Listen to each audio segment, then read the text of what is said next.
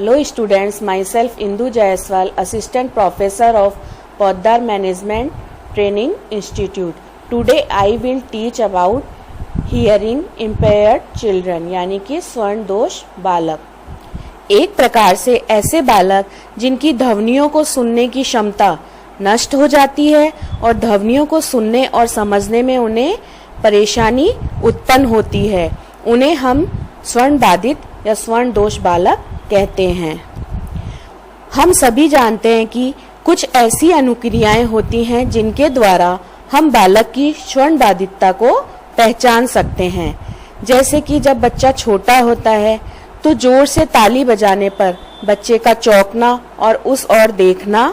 इसी प्रकार जो छोटा बालक है वो अपनी माँ या फिर आसपास रहने वाले हर व्यक्ति की आवाज को पहचान कर कुछ न कुछ प्रतिक्रिया करते हैं, तो हम समझ पाते हैं कि वह बालक हमें सुन पा रहा है। कोई भी आवाज होने पर वे गर्दन को इधर उधर घुमाते हैं। इसी प्रकार छोटे बच्चे के साथ बोलने पर वे मुस्कुराते हैं, कुछ शब्दों को वे समझते हैं, जैसे मुंह बंद करो, मुंह खोलो। इस प्रकार वे साधारण से निर्देशों को समझ पा रहे हैं या नहीं, बच्चे का व्यवहार का आकलन करने से हम स्वर्ण दोष बच्चे की पहचान कर सकते हैं। विभिन्न संगठनों द्वारा समय समय पर स्वर्ण बाधितता को इस प्रकार परिभाषित किया गया है। पहला है राष्ट्रीय प्रतिदर्श सर्वेक्षण संगठन 1991 के अनुसार स्वर्ण बाधित बालक वह बालक है जो सामान्य रूप से किसी भी प्रकार की जो सामान्य ध्वनि है उसको सुन पाने में अक्षम होता है। दूसरा है योजना आयोग और विकलांग जन अधिनियम 1995 के अनुसार वह बालक या वह व्यक्ति स्वर्ण बाधित कहा जाएगा जो 60 डेसिमल या उससे अधिक डेसिमल पर सुनने की क्षमता रखता हो। यानी कि जितनी अधिक डेसिमल क्षमता बढ़ती जाती है उतनी अधिक किसी भी व्यक्ति की या बालक की सुनने की क्षमता कम होती जाती है। समाज कल्याण विभाग के अनुसार जब किसी व्यक्ति के एक कान में 60 डेसिमल स्वर्ण क्षतिग्रस्तता हो तथा दूसरा कान अच्छा हो तो वह उच्च शिक्षा के लिए उपयोगी हो सकता है। यानी कि किसी व्यक्ति या बालक में 60 डेसिमल पर एक ही कान में सुनने की क्षमता हो तथा दूसरा कान बिल्कुल स्वस्थ हो या अच्छा हो तो वह किसी भी प्रकार की उच्च शिक्षा को प्राप्त कर सकता है।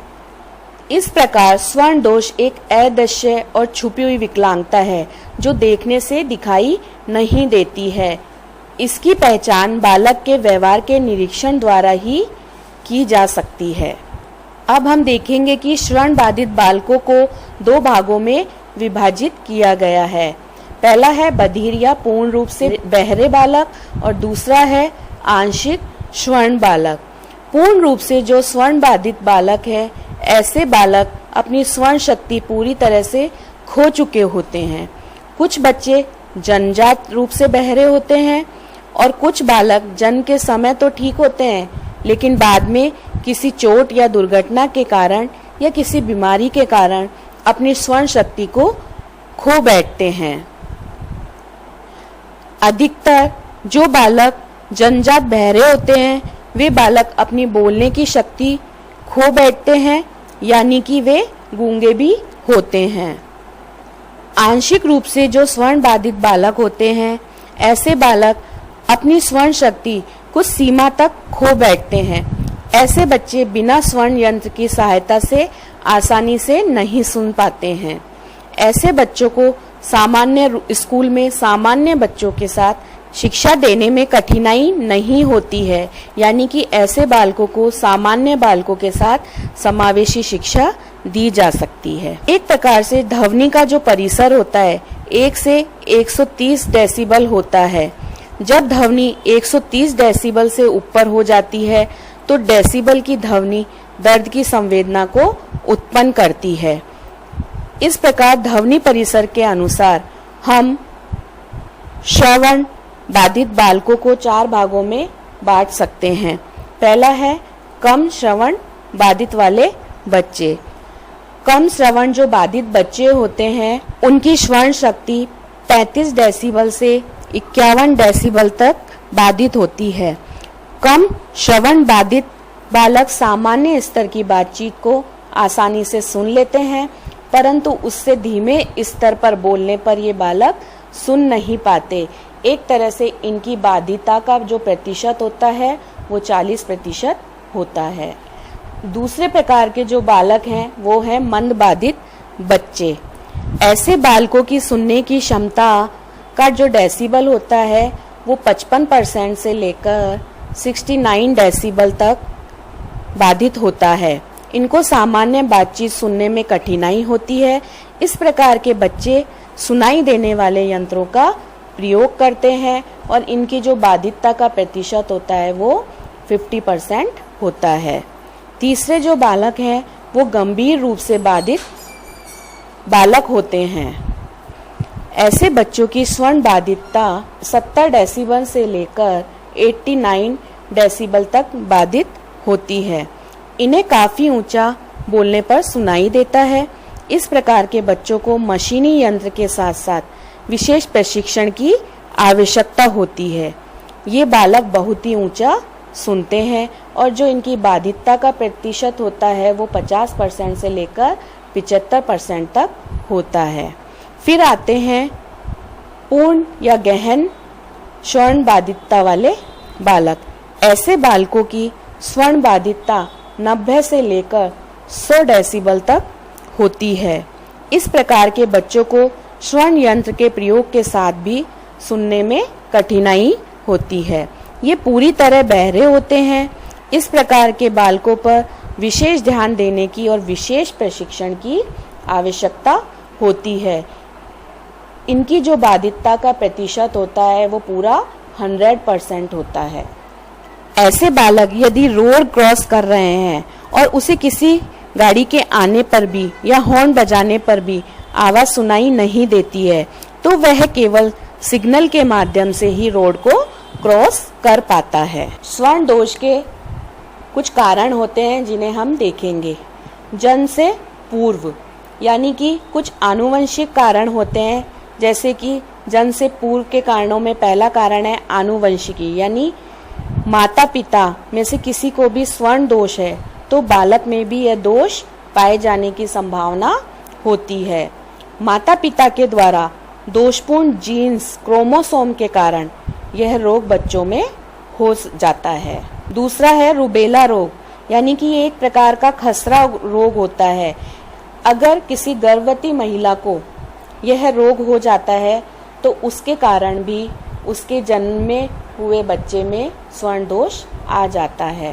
तीसरा है कुपोषण। कुपोषण के कारण भी और सही भोजन ना मिल पाने पर, यानी कि दूषित भोजन के कारण भी जो गर्भवती महिला है उसके द्वारा उसके बच्चे में श्रवण दोष आ जाता है। असामयिक प्रसव, यानी कि समय से पहले बच्चे का पैदा होना या फिर समय के बाद बच्चे का पैदा होना भी श्रवण दोष का कारण बन जाता है। इसके अलावा कुछ नशीले पेय पदार्थों का उपयोग करने से, दूषित भोजन मिलने से और कई प्रकार के संक्रमण या छुआछूत रोगों के हो जाने के कारण, जैसे कि इन्फ्लुएंजा और कन्फेड नामक रोग होने जाने के कारण जो गर्भवती महिला है उससे उसके बच्चे में श्रवण दोष आ जाता है। कुछ ऐसे कारण भी होते हैं जो जन्म के समय बालकों की श्रवण क्षमता को प्रभावित करते हैं, जैसे कि बच्चे में ऑक्सीजन की कमी होना, डिलीवरी के समय कुछ दवाइयों का अधिक प्रयोग होना, डिलीवरी के समय प्रयोग में लाए जाने वाले औजारों से चोट का लग जाना, कुछ बेहोश करने वाली दवाइयों के अधिक प्रयोग से, समय से पूर्व बच्चे के जन्म होने से, अधिक रक्त प्रवाह होने से, श्वेत रक्ताणुओं का उचित अनुपात में नहीं होने से, ये सब जन्म में के समय श्रवण बाधितता के कारण बनते हैं। जन्म के बाद भी कुछ ऐसे कारण होते हैं जो बालक की श्रवण बाधितता को उत्पन्न करते हैं, जैसे बीमारियों या संक्रमण का होना। कुछ रोग जैसे चेचक, कनफेड, खसरा, कुकर खांसी, मोती जरा, कान में घाव और मवाद होना श्रवण शक्ति को प्रभावित करते हैं। कुछ तीव्र आवृत्ति वाली ध्वनि में रहना भी श्रवण बाधितता का कारण बनती है। दुर्घटना का होना, कभी किसी दुर्घटना के कारण भी कान के अंदर कर्ण पटल पर चोट लगने से और कान बहने से भी श्रवण दोष उत्पन्न हो जाता है। कुछ नुकीली वस्तु के द्वारा कान को साफ करने से भी श्रवण दोष उत्पन्न हो जाता है। बालक को असंतुलित आहार का मिलना और कुछ मिलावटी खाद्य पदार्थ या पेय पदार्थों के कारण भी बालक को श्रवण दोष उत्पन्न हो जाता है। अब हम देखेंगे कि श्रवण दोष के कारणों के बाद श्रवण दोष बालक की कुछ लक्षणों के माध्यम से पहचान की जा सकती है। पहला है, किसी बालक के कान से कोई तरल पदार्थ बहता हो तो वह श्रवण दोष बालक की पहचान होती है। कान में यदि कोई बालक कुछ नुकीली चीजों को डालता है तो भी वह श्रवण दोष से ग्रसित होता है, जैसे कि वह बार बार कान में उंगली डालता है, पेन, पेंसिल या कागज आदि को डालता है। पढ़ते समय बार बार अध्यापक को टोकता हो या ऐसा आवाज देता हो कि उसको कुछ सुनाई नहीं दे रहा है। वह बार बार घर में माता पिता के द्वारा या कक्षा में अध्यापक द्वारा बार बार बुलाने पर भी कोई जवाब नहीं देता है। वह अध्यापक की आवाज की अपेक्षा उसके होठों और शारीरिक गतिविधियों की तरफ अधिक ध्यान देता है। वह कई बार अध्यापक के एक बार प्रश्न पूछने पर जवाब नहीं देता है और बार बार वह अध्यापक से पुनः प्रश्न पूछने के लिए कहता है। हाथ को कान के पीछे रखना भी श्रवण दोष बालक की एक पहचान होती है। इसके अलावा कुछ और लक्षण होते हैं जिनके द्वारा श्रवण दोष बालक की पहचान की जा सकती है। इनके व्यवहार में लगातार एकाग्रता नहीं रहती है। ये अपने सिर को एक ओर झुकाकर या घुमाकर सुनने का प्रयास करते हैं। ये एक जैसी ध्वनि के शब्दों से उन्हें प्राय भ्रम हो जाता है और वे उन शब्दों को पहचान नहीं पाते हैं। ऐसे बालक बातचीत के दौरान बिना जानकारी के भी बीच बीच में बोलने का प्रयास करते हैं। कुछ बालक होते हैं जो शाब्दिक निर्देशनों को समझने में और उनका अनुसरण करने में कठिनाई अनुभव करते हैं। शब्दों को सही उच्चारण में उन्हें कठिनाई उत्पन्न होती है। कई बार वे बिना जानकारी के बड़बड़ाते रहते हैं। वे अधिक धीरे या अधिक तेज बोलते हैं। कभी कभी वे कान दर्द की शिकायत भी करते हैं। इनकी भाषा जो होती है उसका भी पूर्ण विकास नहीं हो पाता है। इस प्रकार इन बालकों की पहचान हम इनके व्यवहार के निरीक्षण द्वारा ही पता कर सकते हैं। नेक्स्ट वीडियो में हम श्रवण दोष को दूर करने की विधियों और श्रवण दोष बालकों की शिक्षा के बारे में जानेंगे।